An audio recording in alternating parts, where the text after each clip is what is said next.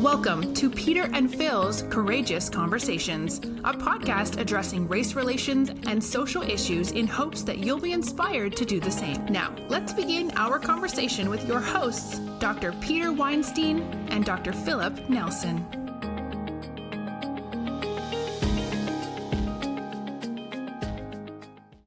Welcome to Courageous Conversations. I'm Dr. Peter Weinstein. I'm here with Dr. Philip Nelson, and we want to welcome you to our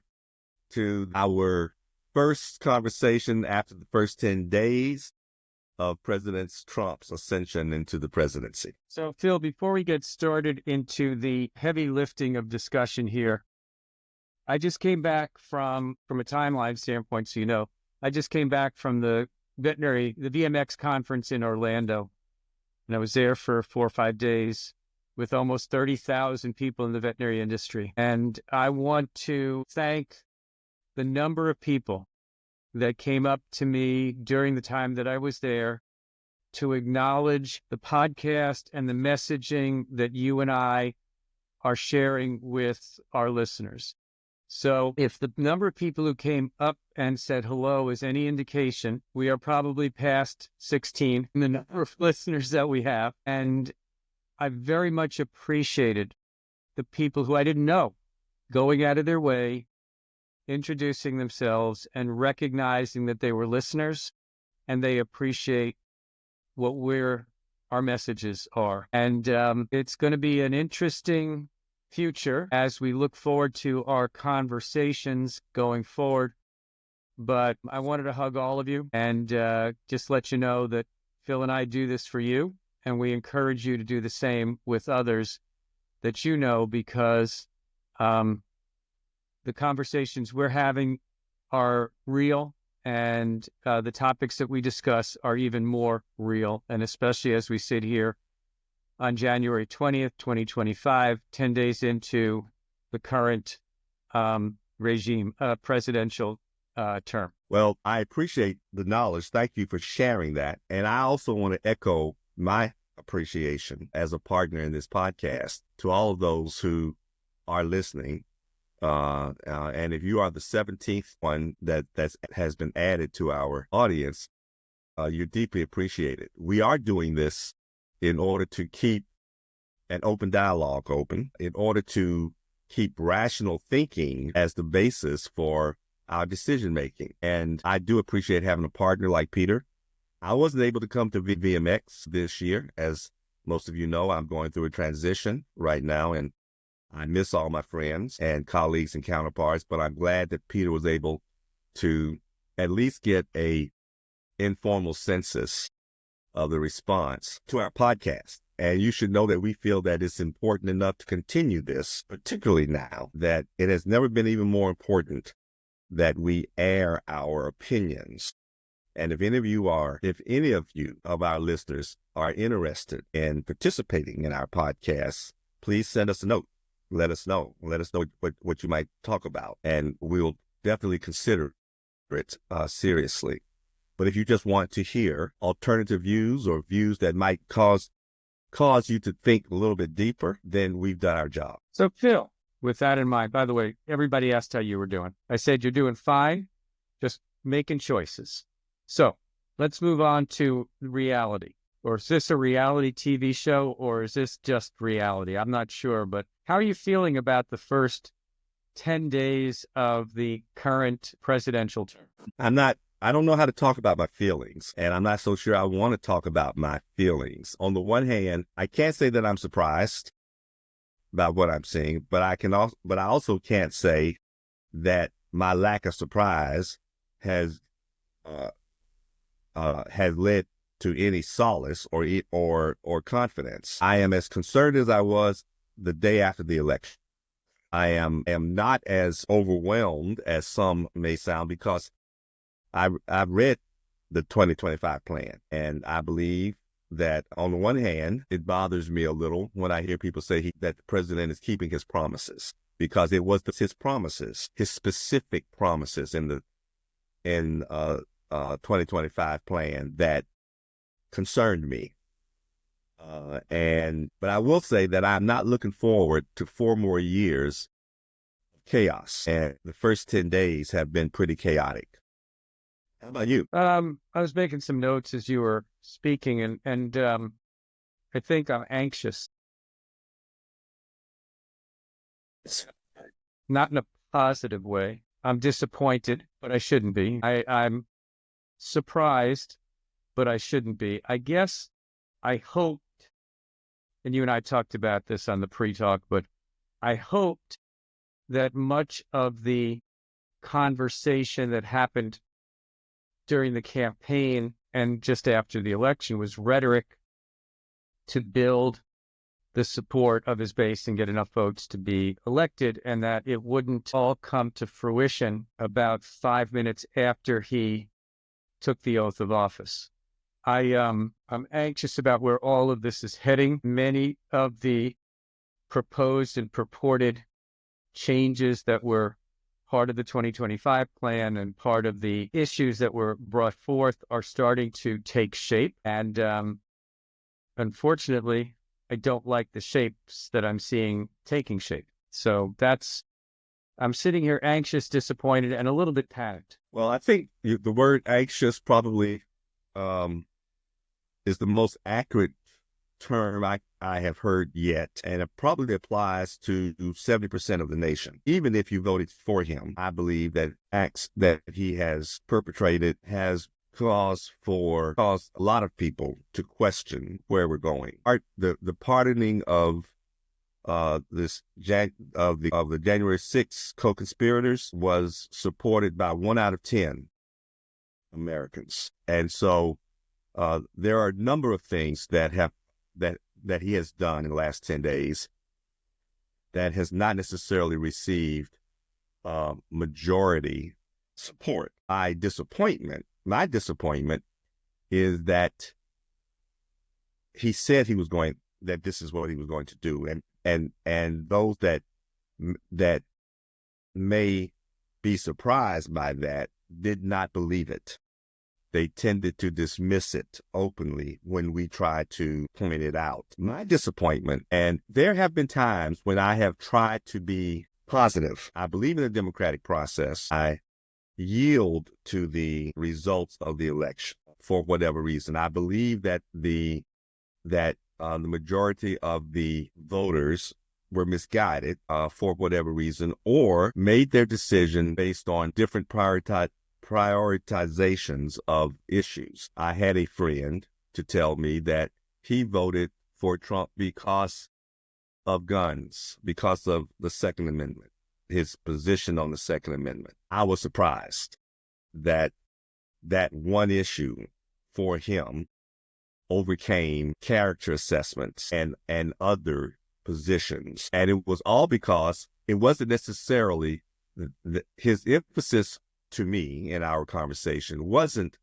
that Trump was actually the savior for the Second Amendment, but that the threat of Democrats taking his gun was overpowering for him. So it was more a threat against the Democrats as opposed to for the Republican nominee. All of that is rationalization. The bottom line is that we now have an individual in office that I believe is proving to be power hungry, revengeful, and is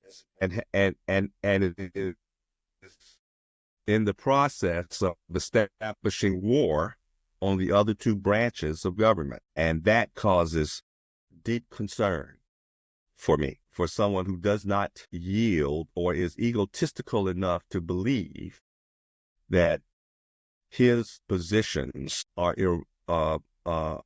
sacrosanct and can't be modified by legislative or judicial decisions. And if that is an overstatement, it is not an overstatement to say that he is fighting to exert undue influence on both of those branches of government to make sure that the functional impact is the same. And that means that he is diminishing the role of consensus and of the opinions of other intelligent people. And that is scary. that is the definition of dictatorship. And forgive me if I don't get over my fear of dictatorships. Phil commented earlier that you were trying to be positive. I'm positive too. I'm positive that the next 4 years are going to be even more disruptive, scary, full of change, and with undesirable outcomes, my undesirable outcomes. I am positive that all of that's going to occur in the next 4 years when I compare them to the prior term from 2020 to 2024. I am positive that the anxiety that I have right now will remain for the next 4 years. I am positive that the Constitution will be challenged at all levels in an effort to unify the executive, judicial, and legislative branches under one individual. I am positive that there will be continued efforts to bring on a third term if possible.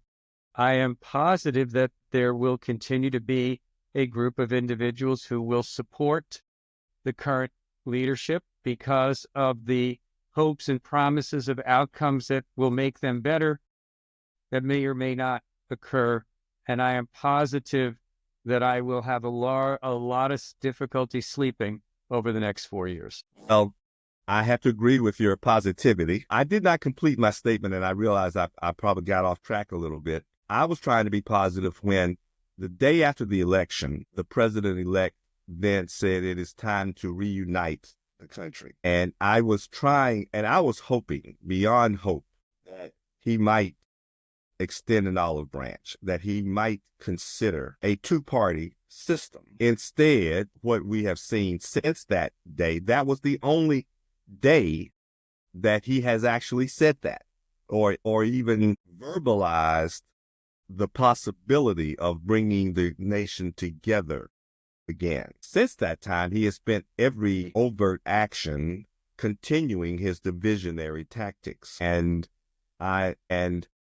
though I was doubtful, even when I heard it, once again, I felt stupid for seeing a candlelight glimmer in his rhetoric. But his actions clearly indicate that that his whole objective is to take credit for every positive gain he can and to blame Biden and Obama and the Democrats for everything that he can. And as much as I am concerned about the outcomes, and I agree with everything that you said, I won't be sleeping much either, or I won't be sleeping well either.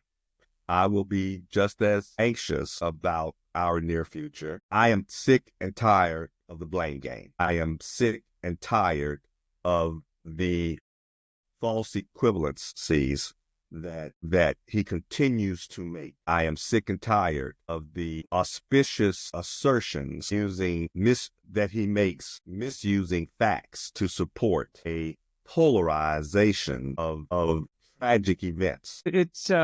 I'm going to digress for just a second. We as people do tend to, when things don't go right, look for others to be the cause. And there are some situations where people will, quote unquote, metaphorically, not in reality, maybe a little bit in reality, throw people under the bus and run the bus back over them. One of the first things I read in a book a number of years ago, it's Principle Number 1. The name of the book is The Success Principles by Jack Canfield. The number one principle is to take 100% responsibility for your actions. Don't blame and ridicule and look for others for the outcomes that you didn't get. It's up to you to determine your ultimate outcomes. And so the facts are this. It's not somebody else. It's everybody working together in a collaborative fashion that leads to an outcome. And when it's not the outcome that you want, it may not be the outcome that you want. And if the outcome needs to change, make it better. But stop looking to throw everybody under the bus for things that go wrong. Let's find ways to make it better in a collaborative, cooperative, and collegial fashion. So absolutely agree with you using the overly used terminology 100%, that the blame game doesn't do us any good. It just adds to the polarization that is going on. Oh, by the way, doesn't polarization lead to greater and greater differences between people in the way they believe? And as you know, it goes from the Grand Canyon that currently exists between people is getting wider and wider, and it's getting wider and wider because everybody is looking for somebody to blame. Why can't we work together? And I know I'm a dreamer, but I'm not the only one. Thank you, John Lennon. So Got a smile out of Phil. For those of you who can't see this because we're only in audio. he always gets a smile out of me when he tries to sing or when he recites a song and I realize he didn't sing it. Oh, There's a reason I don't sing. I have you for harmony. I just play rhythm. Wait a second. I don't even do that well. I totally agree. We've been talking in generalities, but my first example was, is during the floods in North Carolina, the water hadn't receded yet, and Trump hadn't been elected yet. And yet he is the one who started the discontent about FEMA not responding fast enough. And he created such a stir that many of his followers who suffered from the flood began to question whether they even wanted help from FEMA, because he literally started a rumor that the government wanted to take their land, that they were there to offer money in order to take their land from them, their houses, their homes from them. FEMA has never done that. That has never been a policy. But by creating a we-they scenario, and in this alternative fact world of polarized information gathering, we had enough people to believe it that FEMA had problems even offering help. Then after he became president, what was the first thing he did during a national tragedy? By the way, that national tragedy extended to California through the fires. And he chose to use both of those incidences to polarize the nation even more. Rather than offer assistance to Americans, he used a red state, blue state approach. And on his way to the most recent tragedy in California, he stops in North Carolina to reinvent the tragedy in North Carolina and to blame Biden for not responding. He now has the pulpit, and Biden or FEMA can object to his version of what happened. And he literally says that FEMA failed you, but that was under the Biden administration. I won't fail you. You're going to get everything you need. And there were no conditions for that aid that he claimed he was suddenly going to give them. Now, I don't think North Carolina has gotten $1 more than they were getting anyway, simply because Trump was elected president. Then he flies from North Carolina to California and says that the Democratic governor mishandled the fire that occurred in a hurricane, and that the only way he's going to, and because of that, he's going to hold up aid until we have voter ID in California. He suddenly adds a condition. Rather than helping Americans, by the way, I don't know that all the houses that were destroyed voted Democrat in the fire. I don't know that all the houses that were destroyed in the flood voted Republican. This is a red and blue state issue in history. This becomes the casualty of this blame game. America becomes the casualty of self-promotion. Americans pay for investment in a government that's now being led by a cult personality. This conspiracy game, blame game, is again politicizing the issues. And it led to, and has continued to lead to, even discussions within Los Angeles that became news as to the head of the fire department versus the mayor versus the governor versus the water versus all of these different things. Instead of focusing on the people and their needs, instead of focusing on getting the fires put out, there's a greater focus on what went wrong.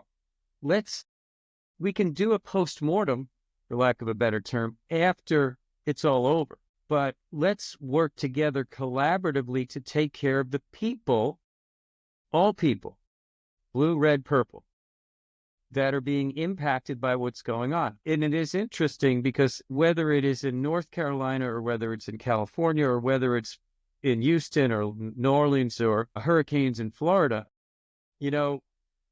it's become such a state-by-state political issue that the work doesn't get done. And there were rumors about FEMA. As I went to Asheville about a month after the floods, because I was there for an event, and there were FEMA agents staying at the hotel, FEMA representative staying at the hotel that I was staying at. There were also people who were homeless from the community staying at the hotel. And when I see a quote from Trump that basically says he's considering getting rid of FEMA, what's he going to put in its place? And is he getting rid of FEMA? And how many Americans will suffer from tragedies while he's doing that? Correct. And is he getting rid of it because a Democrat happened to create FEMA, or because there were, tell me there were no disasters? Do you remember Puerto Rico in the 20 to 2024 timeframe, the hurricane that hit Puerto Rico? Yeah. Do you remember what happened there? Of course I do. What? Yeah, throwing paper towels. Yeah, of course I remember. So, why do we continue to lay blame? Why do we forget about the facts and make them fiction? We're not doing it because we're thinking about the people. We're doing it because we're thinking about ourselves and getting attention. I'm sorry, I haven't used this term in a podcast in a while, but let's just talk about narcissism and misogyny. Go ahead. I don't have to. I just said them. Exclamation point, Mike. Yeah, but you said in a statement, let's talk about it. I really don't want to talk about that. No, I don't want to talk about it either. I just wanted to use that as an exclamation point to move on back to the blame game and these conspiracy theories about who's right, who's wrong, that don't take into consideration the victims of what's going on. Yeah. Nobody's taking care of nobody's paying attention to the victims of what's going on. Well, I think somebody is. I'm only talking about how this particular president is taking advantage of the situation, right, and polarizing it. By the way, so yes, I remember paper towel. I don't fault Trump for throwing paper towels. That was a public relations fiasco that he, what I fault him for is literally slowing down aid to Puerto Rico. I think that was a misguided attempt by him to try to bond with the people. And he didn't understand how it looked when all he was doing was giving paper towels. And then when he gets back to the office, he holds millions of dollars that they need because he's criticized by the Puerto Rican government. And all of a sudden it becomes political again. And it's the common people that end up suffering because of his anger. Is this rewriting of history so that he is always the hero and that his enemies are always the butt of the problem. And in the middle, there are Americans that suffer. He has affected more lives negatively, including his own followers, where he has to either pardon them or raise money for them because they lose homes because of what they have to do to support him. Even his close supporters have had their lives jolted because of the things that they agreed to do for him. So what can we learn? What can we as a people learn about blame and conspiracy so that we don't get caught up in the efforts that are out there? Because I do think there's a political effort behind the blame game, and I think that there's a political effort behind conspiracy theory. Both sides are not immune to this discussion. I mean, everybody's looking for a reason to blame somebody else when things go wrong, whether it's the economy. I mean, we look at global warming. which is a factor in a lot of the things that are going on. But how do we, and I think it goes back to, Phil, what we're trying to do, which is really have a conversation that gathers information and tries to make decisions from facts instead of from rhetoric. But how do we deal with the blame game and conspiracy theory in a country that has become so polarized that there's only one opinion that's right, and that's mine? Well, I'm not sure I accept all of your premises, but I do accept the tonality with which you offer them. And the question is, what do we do? And I don't know. I think you start by bringing out the inconsistencies, facing those inconsistencies, and facing the impact of those inconsistencies. I do not agree that the nation as a whole is doing that. I do agree that the majority of the nation seems to be buying into it, but it is being perpetrated by a minority of the nation, and apparently it has been very effective. My biggest concern, however, is that when we buy into it, or when we do not push back on inconsistencies and outright refurbishments of the truth, i.e. lies, risk more serious effects. We risk more serious consequences. We risk serious doubts. The belief in the deep state allows the establishment of a deep state. What's going on now in the first 10 days is essentially the establishment of a real deep state, where we are going to eliminate all of the bureaucrats that have been devoted to the citizens. And yet we hear a chief advisor say, imagine having a bureaucrat who's not elected actually have a say into whether or not a grant meets the criteria of Congress or not. And yet this advisor wants to do just that. And this advisor was not elected. And we fail to see the inconsistency in their arguments. This isn't about how we run the government.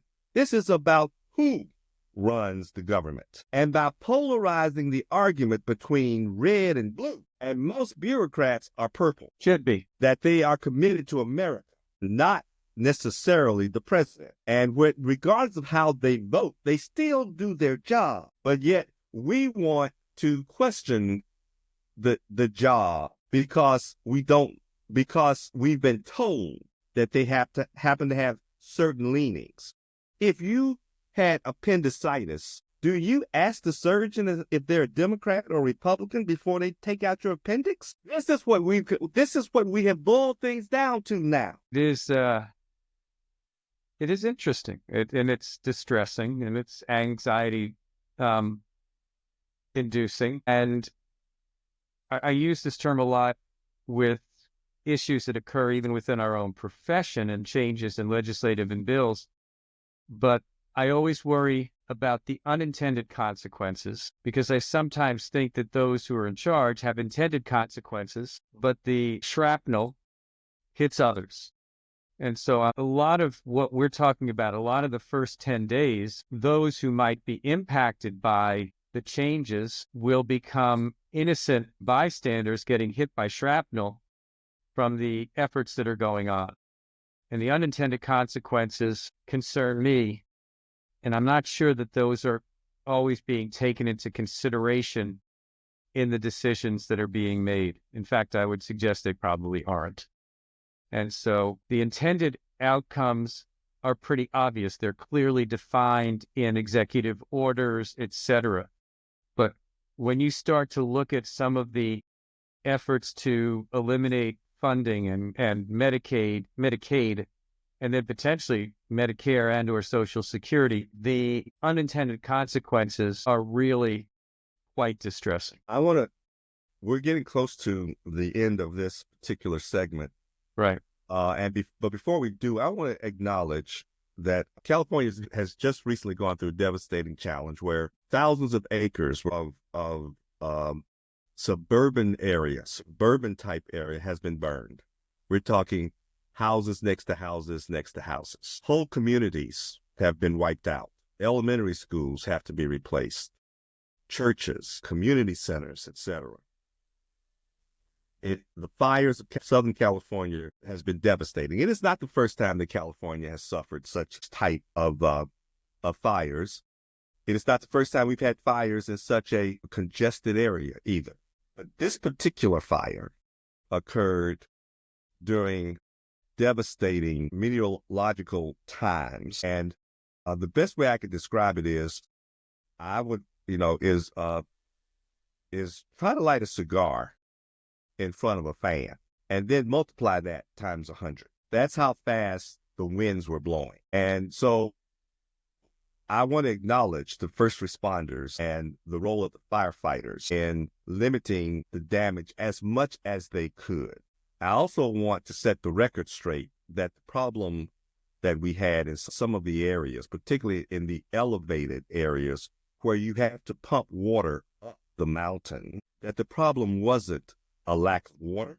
The problem was a lack of pressure, and that no fire to date has been fought in winds of greater than 80 miles per hour. Be that as it may, Americans are suffering as a result. And the same concern I have for Americans in California and Americans in North Carolina and Americans in any part of the world that suffer from natural disasters should be treated the same by our government. And one intend to devote one day a week in the restoration to do what I can to help in the restoration of these burned out areas. But in the meantime, I would hope, as my friend has already stated, that we take a close look at what we're doing and learn from our mistakes.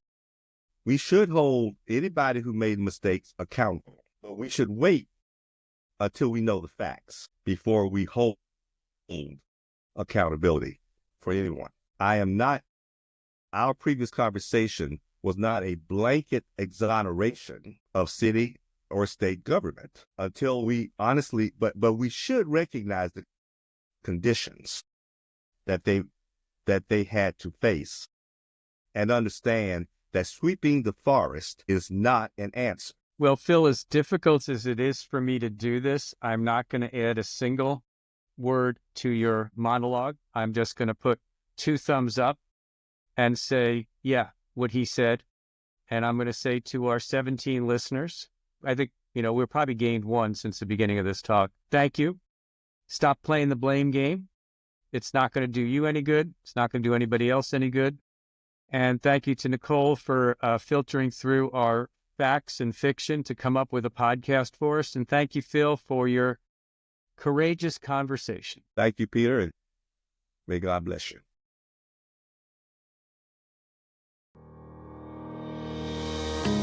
Thank you for joining us for another courageous conversation. Be sure to follow us and check back next week for more.